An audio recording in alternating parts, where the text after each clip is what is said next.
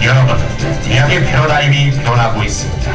70여 년의 유구한 역사와 전통을 가진 상명대학교 역시 새로운 시대적 변화에 앞서 나가기 글로벌 상명, 다이내믹 상명이라는 비전을 내걸고 전국 10% 우수대학, 가장 잘 가르치는 대학, 융합적 특화대학으로 자리매김하기 위해 세계를 선도할 수 있는 특화된 교육 인프라 구축과 지속적인 발전을 위한 과감한 투자를 하고 있습니다. 이를 통해 상명대학교는 21세기를 창조하는 역동적 글로벌 대학으로 성장할 것입니다. 다른 어떤 대학보다도 빠르게 진화해 나가고 있는 상명대학교는 2012년 수도권 교육중심 우수대학으로 선정되는 등 여러 분야 대학 평가에서 높은 점수를 받음으로써 자타가 공인하는 우수대학교로 인정받고 있습니다. 하지만 상명대학교는 이러한 평가에 안주하지 않고 더 큰 상명대학교의 모습을 그려나가고 있습니다. 첫째, 전국 10% 우수대학으로 발돋움하기, 교육과정을 특성화하는 등 상명대만의 독보적인 영역을 확보할 수 있도록 다각적인 인프라 확충에 집중하고 있습니다. 둘째, 수준 높은 글로벌 경쟁력을 갖춘 인재 양성을 위해 교육 및 연구 역량을 강화하는 등 가장 잘 가르치는 대학으로 거듭날 것입니다. 셋째, 융합적 특화 대학이 되도록 경쟁력 있는 인프라를 구축하는 등 다양한 분야와의 연계와 혁신에 박차를 가하고 있습니다. 또한 학생 여러분들이 향후 취업을 하는 데 있어 실질적인 도움이 될 수 있는 단계별 진로 취업 교육과 산학 협동 교육을 갖추고 있습니다. 학년별 로드맵에 따른 진로 취업 교육은 각 시기에 맞는 다양한 교육을 제공하고 졸업 후 사회로 원활하게 진출이 가능하도록 도와주는 상명대학교만의 취업 진로 교육입니다. 산학 협동 교육은 해당 산업 분야 직무에 대한 지식 및 경험을 쌓게 해주는 현장 실무형 교육 프로그램입니다. 상명대학교는 학생 여러분들의 부담을 줄여주기 위해 2년 연속 등록금을 인하하였습니다. 이와 동시에 장학금 지급을 늘리기 위한 노력으로 2012년에는 182억 원 규모의 재정을 확보하는 등 매년 큰 폭으로 장학금 지원을 확대하고 있습니다. 충분한 지원 확보의 노력을 통해서 재학생 1인당 평균 지급액 258만 원 정도의 장학금 혜택이 재학생들에게 제공되고 있습니다. 상명대학교의 재정 정책은 수험생 여러분들에게 타 대학 대비 저렴한 등록금과 다양한 장학금 지급이라는 큰 혜택으로 돌아가고 있습니다. 상명대학교에는 선택의 폭이 탄력적인 학사 제도가 있습니다. 우선 다전공 및 연계 전공으로, 이는 학생이 소속 전공 이외에 관심 있고 적성이 많은 타전공 분야를 이수할 수 있는 제도입니다. 다전공 제도는 졸업 시 2개 이상의 학위를 취득할 수 있으며, 연계 전공은 관련 있는 2개 이상의 전공이 연계하여 만든 전공으로서 졸업 시 2개 이상의 학위를 수여받을 수 있습니다. 다음으로 사범대학 이외의 비사범계 일부 학과에 교직과정을 설치 운영하여 학생이 교직과정을 이수하면 졸업 시 교원 자격증을 취득할 수 있도록 하였습니다. 서울 캠퍼스는 서울시의 중심인 종로구에 위치하고 있습니다. 캠퍼스 내에는 중앙도서관, 종합관, 체육관, 자하관, 밀레니엄관, 상명아트센터 외 다양한 편의시설 등을 갖추고 있습니다. 인문사회과학대학, 사범대학, 경영대학, 자연과학대학, 석교외여대학, 조경예술대학, 음악대학으로 구성되어 있습니다.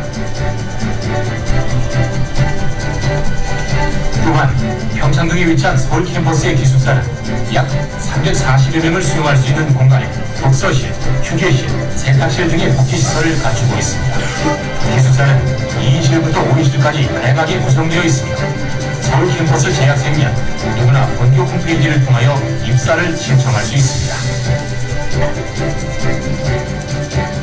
천안 캠퍼스는 충남 천안시 동남구에 위치하고 있습니다. 캠퍼스 내에는 본관, 한누리관, 송대관, 청록관, 상록관, 기자임당 외에 기숙사, 상경 스포츠센터 등 다양한 편의시설 등을 갖추고 있습니다. 어문대학, 디자인대학, 예술대학, 산업대학, 공과대학으로 구성되어 있습니다. 천안 캠퍼스 기숙사인 청록학사는 1992년에 개관하였으며 그 후 신라 및 외국인 동을 신축하여 현재 468실을 보유하고 있습니다. 수용 인원은 약 1000명에 달하며 다양한 복지시설과 지역시설을 갖추고 있습니다. 2인 1실 또는 1인 1실로 구성되어 있으며 천안 캠퍼스 재학생이면 학과 사무실 또는 본교 홈페이지를 통하여 입사를 신청할 수 있습니다.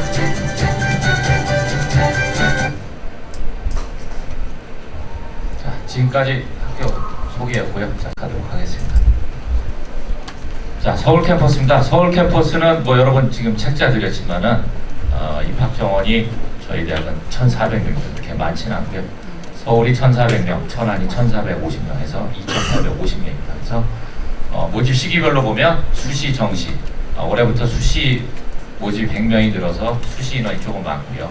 정시는 조금 적은 상태입니다. 그다음에 계열별로 보면 이제 인문계가 제일 많고요. 그다음에 자연계, 예체능계. 저희 대학은 또 특징이 체육, 무용, 미술, 음악 모든 예체능 계열이 서울 캠퍼스에 다 있습니다. 그래서 예체능 계열도 상당히 많은 분포를 차지하고 있고요. 그다음에 전년도 입시 결과를 한번 보면은 수시의 경쟁률이 평균이 15.33대 1이었습니다. 보시다시피 자, 전공 역량, 글로벌 리더 요 두 전형은 입학사정관 전형이었어요. 입학사정관 전형은 보통 한 10대 1 정도 보였고요. 그다음에 학생부를 반영하는 학생부 100% 전형인 학생부 숫자가 거의 뭐 평균 10대 1 정도 보이고 있고요.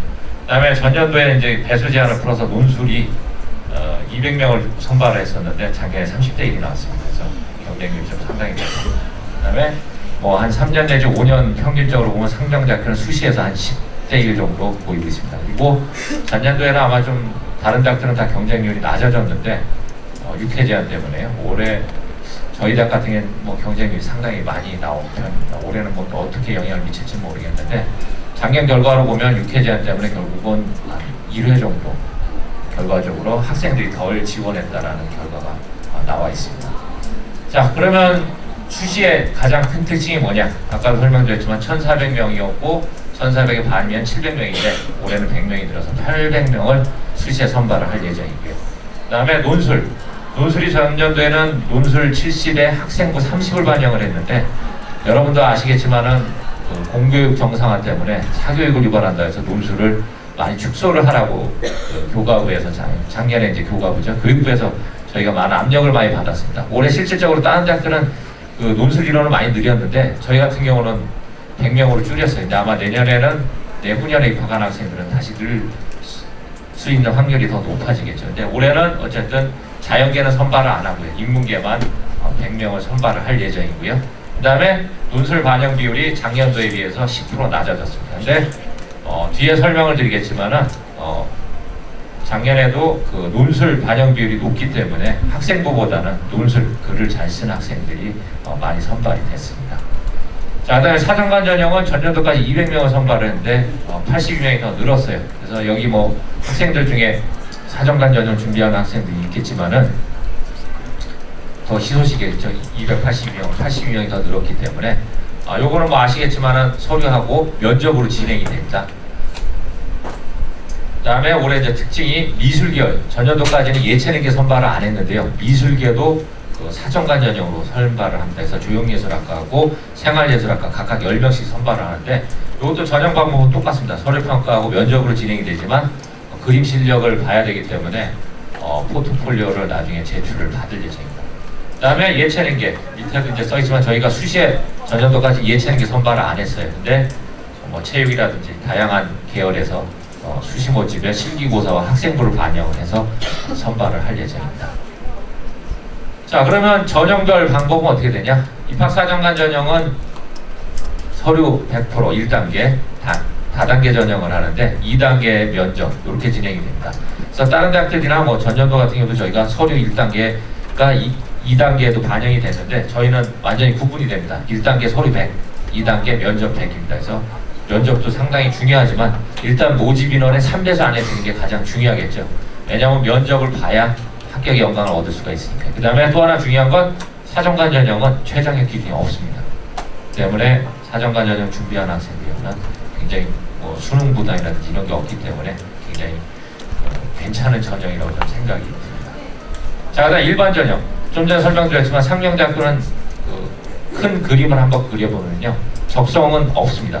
그 다음에 사정관 전형, 좀 전에 설명드렸던, 그 다음에 논술과 학생부로 구성이 되어 있는데 학생부 100인 학생부 중심 전형, 학생부 중심으로 이제 뽑는 게 있는데 요건 수시 1, 2차에 요 정도의 인원으로 선발을 합니다. 2차는 수능이 끝난 이후에 원서 접수를 받습니다.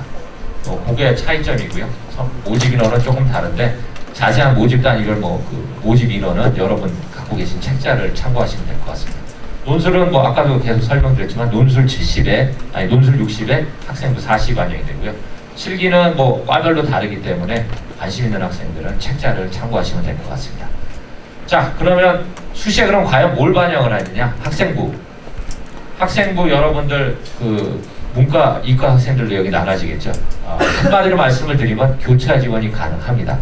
여러분이 문과든 이과든 상관이 없이 저희 대학의 앞에 나와 있는 계열의 모집 단위가 인문계냐 자연계냐에 따라서 인문계 모집 단위는 국영사, 자연계 모집 단위는 영수과를 반영을 합니다.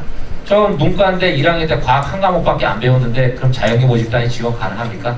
가능하다는 얘기예요. 옵션이 안 걸려있죠. 이수단위 제한이라든지 아무것도 없어요. 그렇기 때문에 교과만 한 과목이라도 들으면 됩니다. 그럼 또 질문하는 학생들이 그런 게 또 많아요. 저 역사 들었는데 역사는 사회교과입니까? 또 물어봐요. 여러분들 아시겠지만 학생부 보면 교과목 앞에 교과라고 표시가 됩니다. 그래서 교과를 보고 그게 사회인지 과학인지만 판단을 해서 1대1 대입을 해서 구하시면은 내 학생부 등급을 산출을 할 수가 있어요. 대신 이제 어려운 게 외국어 영어입니다. 1학년 때는 외국어 영어라고 표기가 되는데 2학년, 3학년 때는 외국어라고 표기가 돼요. 그럼 어떻게 성적을 계산을 하냐? 영어, 과목명에 영어라든지 잉글리시라고 되어 있는 거는 다 영어로 인정을 해드립니다. 왜냐하면 제1 외국어 과목도 섞여 있기 때문에, 그러니까 영어로 표기되어 있는 거는 다 합산을 해가지고 계산을 하시면은 본인의 학생부 등급을 산출을 하실 수가 있어요. 자, 그러면 어떻게 반영을 하느냐? 환산 테이블. 자, 1등급부터 9등급까지 있습니다. 제일 중요한 게 이거죠. 작년에도 제가 설명을 다닐 때 4등급까지는 충분히 논술에서 승산이 있습니다. 합격을 하실 수 있습니다. 라고 제가 안내를 해드렸어요. 왜 그러냐? 1등급부터 4등급까지가 100점 만점에 3.8점 차이입니다. 30% 내지 40%가 들어가지만 충분히 논술로서 뒤집을 수 있다는 얘기죠. 그래서 나중에 제가 한번 다시 보여드리겠지만 작년도에 실제로 입학한 학생들 중에 인문계 같은 경우는 5등급, 자연계 같은 경우는 7등급대 학생이 합격을 했습니다. 학생부 등급으로. 물론 여기 나와 있는 최저학력 기준을 충족을 한 학생들이겠죠.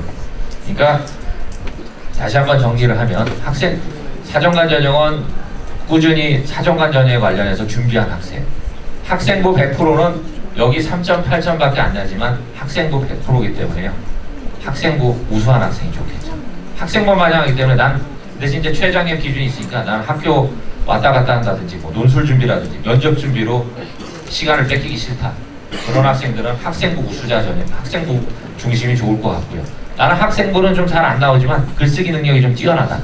아까 인문계열만 모집한다고 그랬지만 내가 학생부 자체가 뭐 국어, 영어, 사회교과가 괜찮다든지 아니면 글쓰기 능력이 뛰어나다 그러면 본인이 관심 있는 학과에 지원을 하시면 되겠죠. 자, 그럼 최저학력 기준은 어떻게 되냐? 작년도하고 거의 동일하게 이제 적용을 했는데 올해부터 이제 수능이 A, B로 바뀌지 않았습니까? 그래서 두 가지를 한번 나눠서 적용을 해봤어요. 다른 대학들 같은 경우는 뭐 합쳐서 뭉뚱그려서 합산을 해서 이제 하는 경우도 있는데 저희는 아예 그냥 학생들 이해를 돕기 편하게 하느라고 자 B형은 인문계는 전년도 같은 경우도 언어, 외국어 둘 중에 하나 3등급이었습니다. 그래서 같은 개념으로 보면 국어, 영어 둘 중에 하나 3등급 같습니다. 대신 A형은 어떻게 하냐 A형 보는 학생들도 있으니까 고민을 상당히 많이 했어요. 2등급을 할 건지 3등급을 할 건지 A형 보는데 3등급까지 주면 너무 형평성이 안 맞지 않습니까? 그래서 고민을 많이 해서 최종적으로 1등급으로 그냥 한번 설정을 해봤어요. 어떤 결과가 나올지 저도 모르겠어요. 학생들이 이걸 선호할지 나중에 이것 때문에 웃을지 울지는 잘 모르겠는데 그냥 1등급으로 되어 있고요. 자연계 같은 경우는 똑같습니다. 여기도 수리하고 영어 둘 중에 하나 3등급이고요. B형은 그 다음에 A형은 수학, 영어 둘 중에 하나 1등급입니다. 자연계도 작년에는 마찬가지로 수리 또는 외국어, 영어의 둘 중에 하나 3등급 이내였기 때문에 최저학력 기준은 뭐 거의 변동이 없고요. A형 보는 학생들은 약간 뭐 올해 신설이 됐기 때문에 이게 저도 높은 건지 낮은 건지 그거는 저도 잘 모르겠습니다. 결과가 나와봐야지 알 것 같아요. 자 그럼 정시는 뭐 여기 정시는 아무래도 좀 시간이 좀 멀리 남았으니까 간단하게 설명을 드리고 수시 위주로 설명을 많이 드리도록 할게요. 자 정시는 6.55대 1 나왔는데요. 여러분도 알다시피 이제 나군, 다군 저희가 이제 뽑았는데 가나다군 3개군을 모집을 하기 때문에 각 대학들 평균 경쟁률이 3대 1입니다. 3대 1이 넘어가면서부터 이제 실질 경쟁률이 시작이 되는데 거의 저희 대학 같은 경우는 뭐 여기 인문자연계 보면 5.96대 1, 다군에도 7.52대 1, 뭐 상당히 경쟁률은 높게 나오는 편입니다. 자 그러면 정시에서 반영 방법이나 주요 변경사항은 뭐냐? 자 작년도에는 학생들 이해를 좀 돕기 위해서 100분위에서 이제 100분위로 이제 변경을 했었는데 올해 또 AB형으로 바뀌고 가산점 문제가 생겨서 아무래도 학생 여러분들이 좀 손해를 덜 보게 하기 위해서는 표준 점수가 좀 나을 것 같아서 다시 표준 점수로 반영 영역을 바꿨고요. 그 다음에 AB형 모두 지원 가능한 영역에 대해서는 B형 시험자에게 B형 응시자에게는 10%의 가산점을 부여를 합니다. 그 다음에 아까 수시 인원이 100명이 늘었기 때문에 정시는 이제 100명이 줄었고요. 그 다음에 예체능계는 전년도까지 사탐 또는 과탐 응시자가 시험을 볼 수 있게 했었는데 그러다 보니까 예체능계는 탐구 잘 안 봅니다. 직탐 보는 학생들도 있고 여러 가지 문제가 많아서 탐구를 아예 빼버렸습니다. 그래서 국어, 영어, 국어, 수학 둘 중에 높은 거 하나 50%더라고요. 영어 50% 이렇게 반영이 됩니다. 자 전형 방법은 정시는 뭐 저희 대학은 더 간단해요. 수능 100입니다. 인문자연계는. 그 다음에 예체능계만 실기고사 반영 비율이 좀 다르고요. 사범대학만 교직적성 고사 및 교직적성 면접이 10% 들어갑니다. 그래서 9대 10으로 반영이 되는데 교직적성 고사 및 교직적성 면접은 왜 보냐면은 그 교사로서의 자질과 인성이 갖춰진 학생인지 테스트를 하고서 선발을 하라고 하기 때문에 시험 성적도 중요하지만 교사로서의 자질과 그 인성이 있는지 그 부분을 확인하는 절차입니다. 그래서 요거는 나중에 학교에 오셔서 면접을 보셔야 됩니다. 자, 다군도 뭐 전형 방법은 같습니다. 인문자연계는 수능 100이고요. 그 다음에 사범대학 같은 경우는 9대 10. 그 다음에 예체능계는 실기고사가 들어가는데 체육계만 유일하게 수능이 반영률이 좀 높습니다. 7대 3으로 반영된다는 거. 자 그러면 아까 전에 계속 설명드렸지만 복잡하잖아요. 지금도 또 표가 딱 떴는데 굉장히 복잡합니다. 간단하게 설명을 드릴게요. 인문자연계는 영어 B입니다. 영어 B를 봐야만 무조건 인문자연계 모집단위에 지원을 하실 수가 있고요. 그 다음에 상위권 대학들 많이 하는 것처럼 저희 대학도 아까 설명하셨지만 저희는 상명 여자대학, 상명 여자 사범대학으로 시작을 했기 때문에 사범대학이나 그 다음에 뭐 남학생 같은 경우 뭐 취업 때문에 경영대학의 점수가 가장 높습니다. 그래서 사범 경영대학은 BAD, 그 다음에 나머지 인문사회학대학은 그냥 AP 플러스입니다. 그렇기 때문에 요 국어 수학 AP 풀려 있는 데는 B 본 학생은 10% 가산점이 있겠죠. 그 다음에 사탐 과탐 풀려 있기 때문에 자연계 학생이 인문계로 교차 지원이 가능합니다. 그렇지만 대부분 보면 인문계 학생 성적이 더 높기 때문에 자연계에서 교차 지원하는 학생은 거의 없어요. 오히려 인문계에서 요 의류 외식량 소비자 주학과로 넘어간 학생들이 더 많습니다. 자연계, 그러니까 인문계 점수로 인문계 학과를 갈 수 없는 학생들이 자연계로 이제 교차 지원을 많이 하는 편입니다. 그리고 자 그럼 자연계는 어떻게 되냐? 수학교육과 작년에 수리가를 반영을 했거든요. 그래서 이것도 다른 상위권 대학들처럼 저희가 A, B, B로 진행이 됩니다. 반영 비율은 작년도하고 똑같아요. 국어, 영어, 수학, 과학 국어, 수학, 영어, 탐구 3-2-3-2, 인문계는, 자연계는 2-3-3-2 이렇게 반영이 됩니다. 그 다음에 나머지 자연계학과들은 이 과탐을 꼭 보셔야 되고요. 이제 A, B 선택이 가능한 학과들도 이제 있습니다. 그 다음에 의류, 외식영양, 소비자주학과는 좀 전에도 설명드렸다시피 사탐, 과탐 풀려있기 때문에 인문계 학생들도 지원이 가능해요. 하지만 다른 게 반영비율이 국어, 영어, 국어, 수학 반영비율이 좀 다릅니다. 25대 25가 됩니다. 5%가 차이가 나고요. 예체 능계는 뭐 A, B 다 가능하기 때문에 요거는 영어도 마찬가지로 10%의 이제 가산점이 있고요. 50대 5대 5로 반영을 합니다. 자, 그 다음에 사정관 전형 설명드릴게요. 자, 사정관 전형 뭐 각 대학들 설명 많이 들어보셔서 아시겠지만은 각 대학마다 요구하는 대학 인재상이 있습니다. 그래서 상명대학교는 감동을 주는 혁신 인재라는 게 그 인재상입니다. 그래서 거기에 따른 선발 인재상이 이렇게 세 가지로 구성이 되어 있습니다. 오늘 한번 읽어보면 올바른 품성과 성실함을 바탕으로 배우고 실천하는 사람, 그 다음에 전문 지식과 글로벌 역량을 개발하여 창의적으로 문제를 해결하는 사람, 그 다음에 열린 마음으로 솔선수범하여 자신의 미래와 사회 발전을 위해서 노력하는 사람, 이런 조건을 가진 인재상을 갖춘 학생이면 적합하다는 얘기고요. 자, 그러면 뭐 주요 변경사항 나와 있긴 한데 사정관 전형 앞에 부분에서 거의 다 설명을 드렸기 때문에 요거는 생략을 하도록 하겠습니다. 지원 자격 또 뭐 거의 고등학교 나온 학생이면 다 지원이 가능하고요. 저희는 학생부가 다 있어야 돼요. 그래서 중간에 외국 고등학교라든지 학생부가 없는 학생은 지원이 좀 불가능합니다. 네, 전형 방법은 아까 설명드렸으니까 생략하고요. 가장 중요한 거 제출 서류. 뭐 여러분들 다 아시겠지만 대부분 사정관 전형을 하는 대학은 비슷합니다. 입학원서, 학교생활기록부. 학교생활기록부는 온라인 원서 접수할 때 동의해 주시면 저희가 나이스에서 다 전산으로 받아온다 해서 문제가 없고요. 자기소개서 원서 접수할 때 입력하셔야 됩니다. 보통 4개 문항 정도 주어질 때 공통 양식을 쓰고요. 그 내용을 잘 입력을 하셔야 되고요. 그 다음에 증빙자료.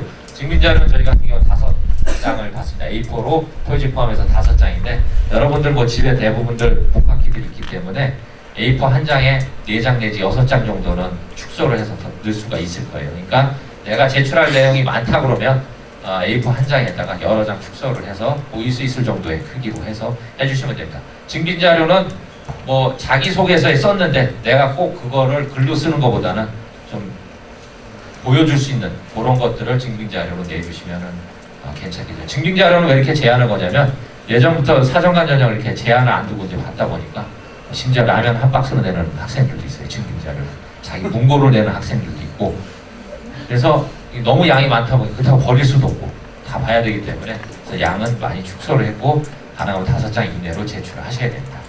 자, 그러면 사정관 전형 절차가 어떻게 되냐? 아까 설명드렸지만 지원 자격 심사도 하고 유사도 검사도 하고 서류 평가, 그 다음에 면접을 하고 그 다음에 최종적으로 합격자 발표로 이루어집니다. 참고로 전년도부터 사정관 전형은 수시 모집 여러분 아시겠지만 추가 합격 발표를 합니다. 그래서 전년도에도 보면 80-90% 이상의 그 높은 등록률을 보였습니다. 그래서 대부분 사정관 전형은 등록들을 잘 합니다. 자, 그다음에 서류는 뭐 좀 목록을 좀 전에 설명드렸지만 평가 영역은 어떻게 되냐? 여러분들 뭐 다 아시겠지만 인성, 전공 적합성, 발전 가능성, 그다음에 사본대학 같은 경우는 이제 교직 적성이고요.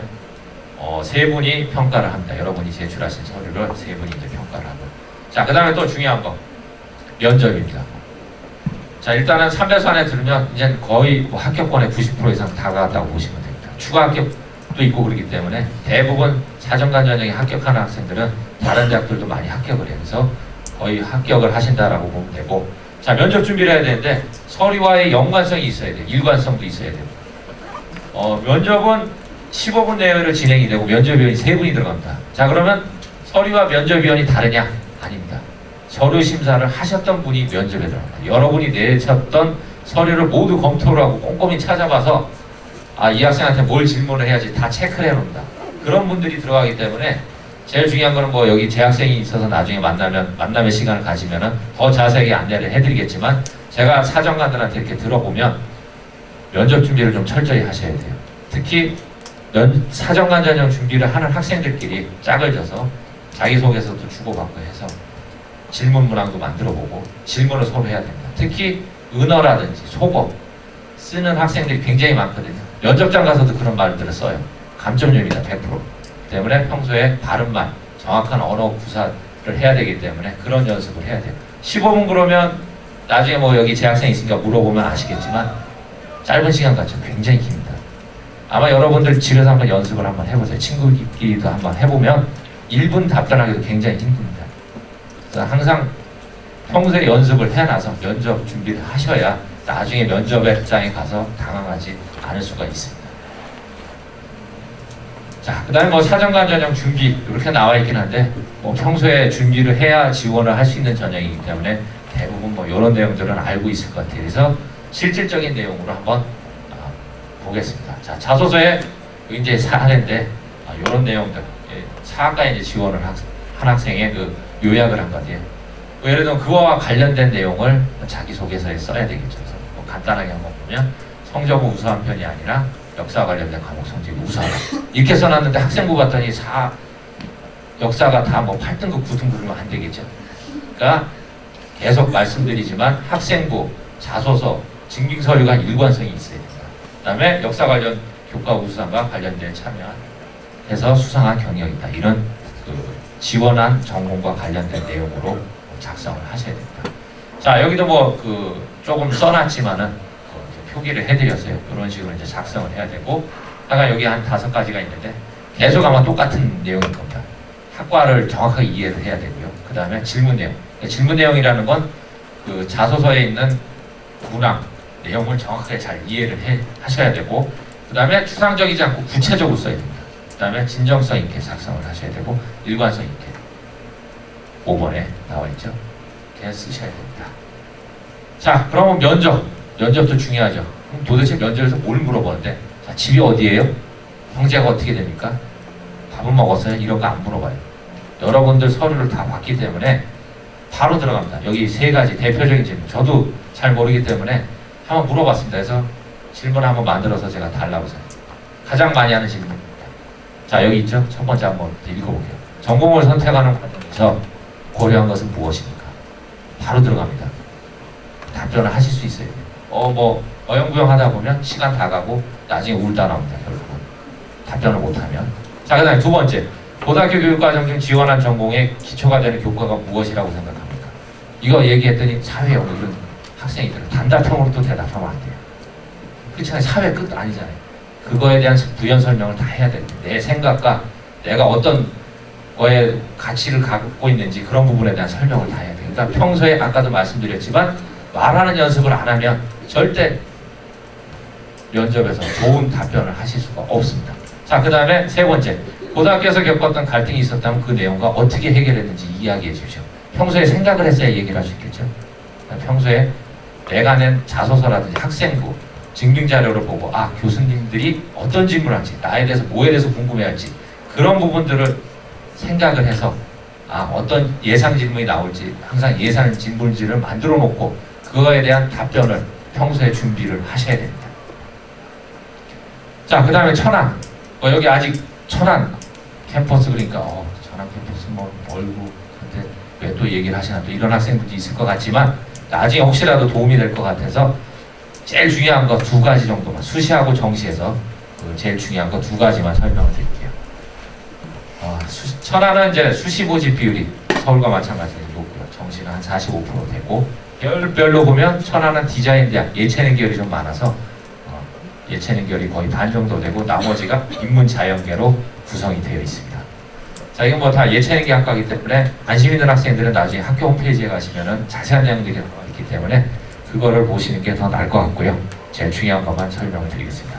천안에도 그 학생부 전형이 있어요. 천안은 일반 전형으로 해서 414명을 선발하는데 천안은 참고적으로 최장년 기준이 없습니다. 있는 과는 간호학과만 최장년 기준이 있습니다.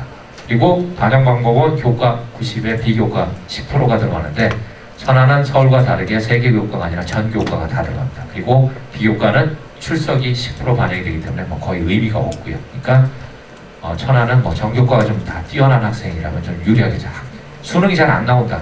처음부터 좀 천안 생각했던 학생이라면 좋을 것 같아요. 그리고 하나 더 부가적으로 말씀을 드리면 미술이나 이쪽 준비한 학생이라고 그러면 한번 수시 때 응시하는 것도 괜찮습니다. 왜냐하면 여기 실기고사도 보고요.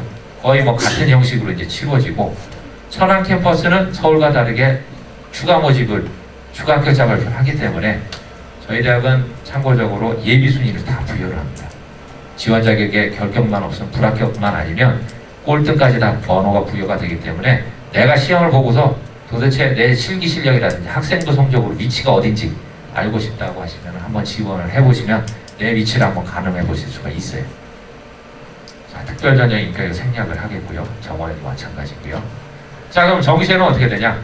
정시는 학생부 243 이렇게 일반 전형으로 설명을 드릴게요. 인문자에게는 학생부가 20% 들어갑니다. 그 다음에 수능이 80%로 이루어져 있고 나머지는 실기고사가 이제 들어갑니다. 그래서 천안은 학생부 교과가 이제 전교과가 반영이 된다는 거 그거 하나 알고 계시면 되고요. 자, 그러면 반영 방법이 어떻게 되냐? 2+1입니다. 천안은 제일 중요한 게 영어는 A, B로 다 풀려 있어요. 그래서 요 맨 밑에 나와 있지만 영어 B를 본 학생은 15% 듭니다. 서울하고 다르죠? 서울은 무조건 인문자에게 B고요. 천안은 B가 15% 가산점이 부여가 되고 A, B 나머지 국어, 수학에 대해서는 10%의 가산점입니다. 요게 좀 차이점이라는 거. 그리고 사탐, 과탐, 식탐 다 풀려 있어요.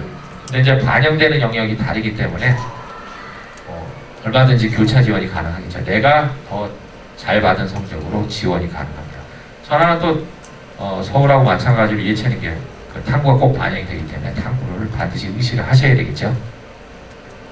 자, 여기까지 천안 간단하게 설명드렸고 그러면 작년도 입시 결과를 한번 볼게요.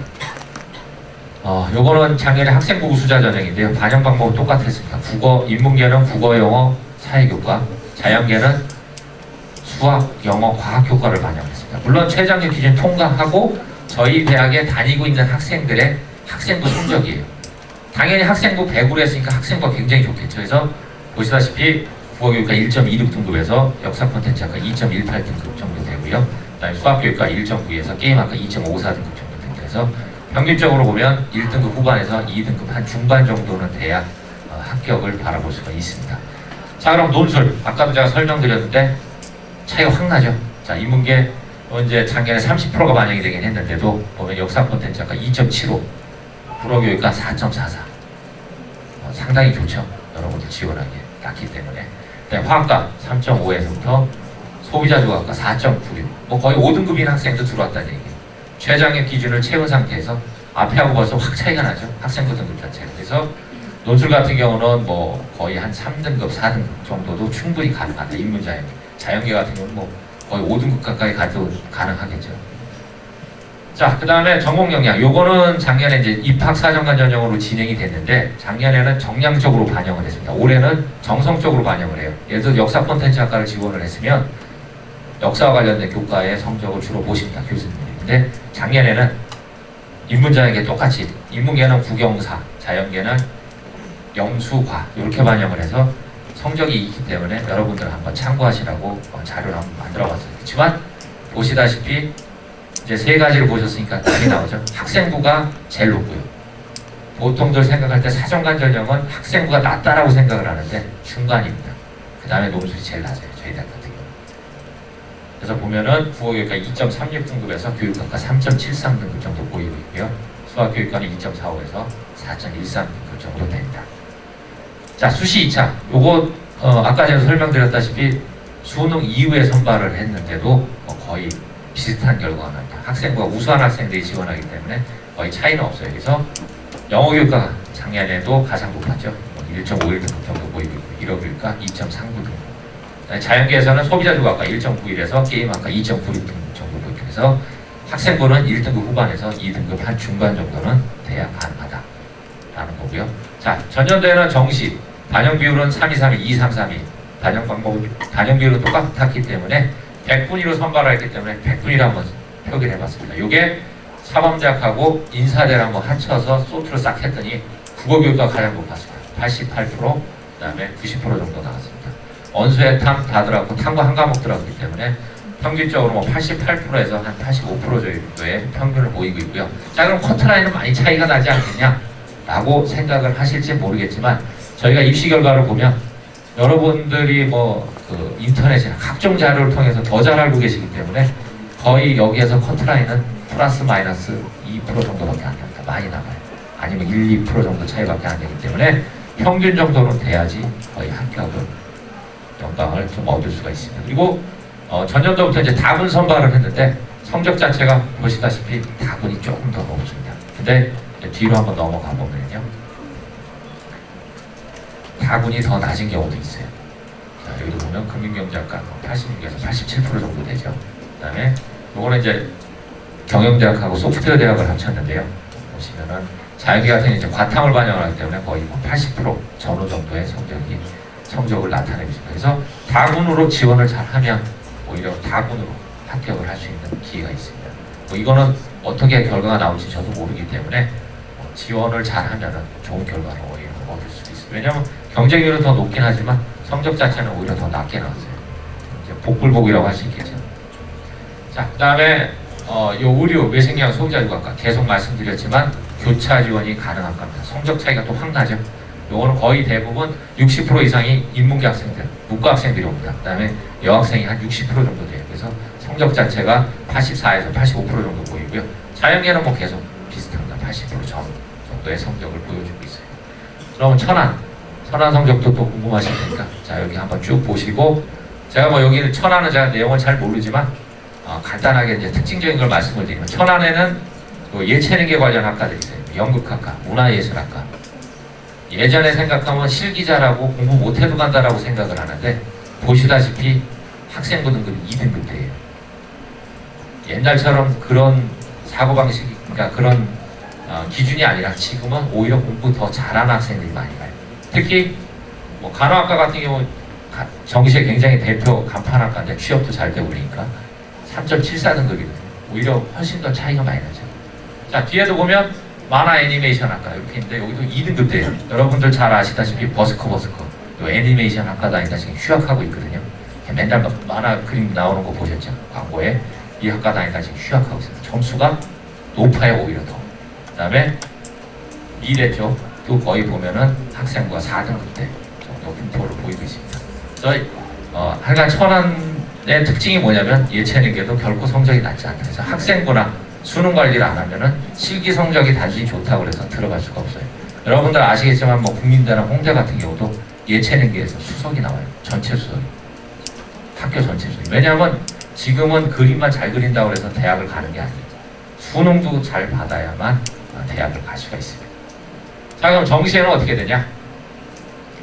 자, 여기 보시면은 학생부 같은 경우는 뭐 거의 4등급, 5등급 정도가 평균적이고요. 등급으로 표기가 됐는데 보통 한 75에서 한 80% 정도 분포를 보이고 있습니다. 여기도 마찬가지로 보면 여기 마찬가지죠. 문화예술경학과 3등급 거의 초반대가 나와요. 굉장히 점수가 높습니다. 수능 성적 자체도. 간호학과가 좀 가장 높은 편이고요. 자, 그러면 예체능계 보면 예체능계도 마찬가지죠. 만화나 애니메이션 학과도 보면 3등급대. 그 다음에 디자인 쪽도 보시면은 거의 4등급대는 나와야지 대학에 들어갈 수가 있습니다. 자, 여기까지 이제 전체적인 설명을 마쳤고요.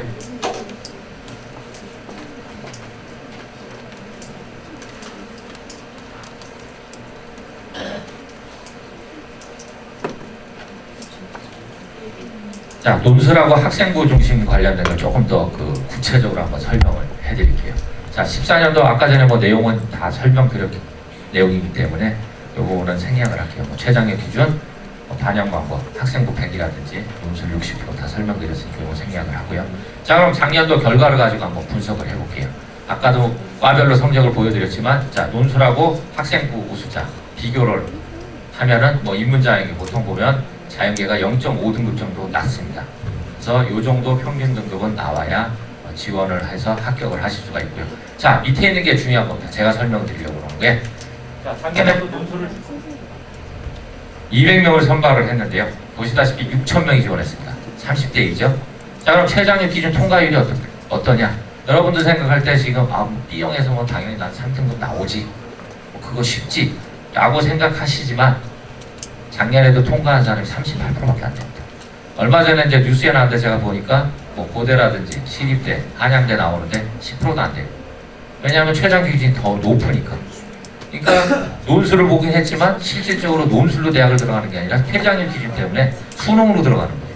근데 저희 대학은 그렇지는 않다. 38% 정도 통과율을 보이기 때문에 그래도 최저, 정말 말 그대로 최저학력을 가진 학생들 중에 논술 잘 쓴 학생들이 입학을 했어요. 자, 그럼 학생 보수자. 아까도 뭐 1등급에서 2등급 때 보였잖아요. 역시 통과율이 높습니다. 학생부 높은 학생들이 수능도 좋거든요. 보시다시피 1차에서는 45.3%, 2차 64.7%입니다. 당연히 높겠죠. 수능 시험 본 이후에 접수를 하다 보니까. 물론 이제 왔다리 갔다리 해서 이제 그 최저를 못 채우는 학생들도 있겠지만 64.7%의 학생들이 수능 최저학력 기준을 채웠습니다.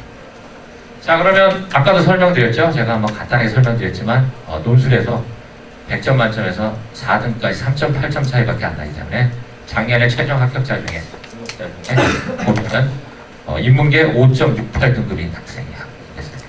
국어, 영어, 사회교과가. 그 다음에 자연계 7.17등급. 거의 뭐 바닥이죠, 이 정도면. 근데도 논술 잘 써서 들어왔습니다. 그러니까 학생부가 나쁘다고 결코 실망할 일이 아니고요. 자기가 가지고 있는 적성이라든지 특기가 뭔지를 잘 판단을 해서 각 대학에 맞는, 내하고 맞는 전형을 찾아야 되겠죠. 자, 그렇지만 앞부분에서도 설명을 드렸다시피 최저학력 기준이 중요하기 때문에 이거를 논술을 아무리 잘 써도 최저학력 기준 못 맞추면 다 떨어집니다. 때문에 우리는 수능 준비하고 논술 준비 병행을 해서 이루어져야 됩니다. 자, 요 내용들은 뭐 거의 그 앞에 설명드렸던 내용들이기 때문에 한번 막 쭉 보시는 것 정도로 생략을 하고요. 자, 그럼 논술은 어떻게 나오냐? 작년에 나왔던 문제인데 좀 간략하게 요약을 해봤습니다. 자세한 내용, 난 논술 관심 있다 그러면 홈페이지에 가시면 공지사항에 탑재를 딱 해놨어요. 출력을 다 해서 여러분이 한번 풀어보시면 됩니다. 출제 의도, 모범답은 다 탑재가 되어 있습니다.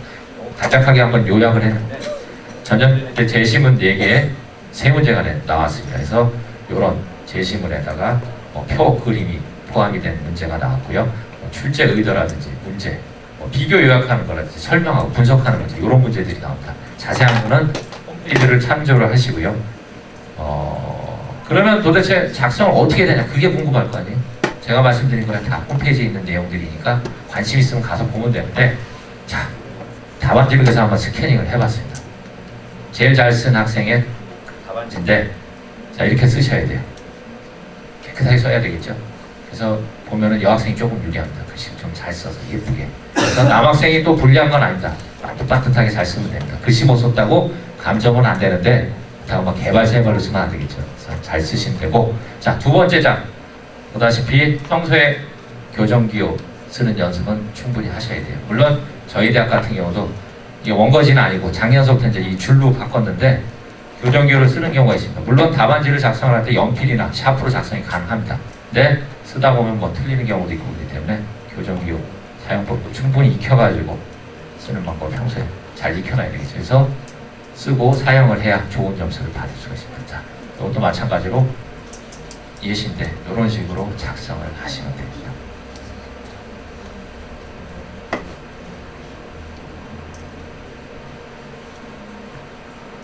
자, 여기까지 학생부하고 이제 논술 관련돼서 설명을 한번 드렸고요. 자, 그냥 너무 또 지루하니까 그러면 뭐 여자대학에서 시작을 했다고 하지만 그러면 현재 올해 들어온 학생의 성비는 어떻게 되냐, 그럼 궁금하지 않습니까? 그러니까 한번 또 보자고요. 남녀학대학 마냥 자꾸 그러니까 한번 볼게요. 12년도에는 5대5로 딱 들어왔어요. 근데 작년도에는 저희가 막 돌아다니는데 학생들 사이에 소문이 막 그렇게 돌더라고요. 올해는 남학생들이 100% 깨진다고 그러더라고요, 작년에. 그래서 왜 그러냐 그랬더니 작년에 이제 게임이 새로 출시된 게 아마 있었을 거예요. 그게 있었고, 네, 올림픽. 게임 올림픽 남학생들 다 약하거든요. 그러니까 결과적으로 또 그렇게 결과가 나왔습니다. 43대 57입니다. 근데 뭐 결코 낮지는 않고요. 또 그러면 계열별로 한번 보자고요. 전체 구성이고요. 인문계도 거의 반반. 예체능계는 뭐 거의 다 여학생들이 많습니다. 그래서 여학생들이 상당히 거의 한 8할 정도 차지하고 있고요. 자, 그럼 인문계에서 과별로 보면 예전에 뭐 지리학과 이런 데도 여학생들이 많은데 오히려 지금은 남학생들이 더 많습니다. 그래서 순서대로 쫙 그려봤어요. 역시나 삼원대학은 여학생들이 많습니다. 교사를 되고자 희망하는 학생들이 역시 여학생들이 좀 많아서 사범대학 쪽으로 가면 이제 많고요. 아무래도 경영대학 이쪽 취업과 관련된 쪽은 아무래도 남학생들이 좀 많고요. 특히 교육학과 같은 데는 30명 중에 8명이 남자고 24명이 여학생입니다. 그래서 여기는 뭐 여학생들이 많습니다. 자, 그 다음에 자연계.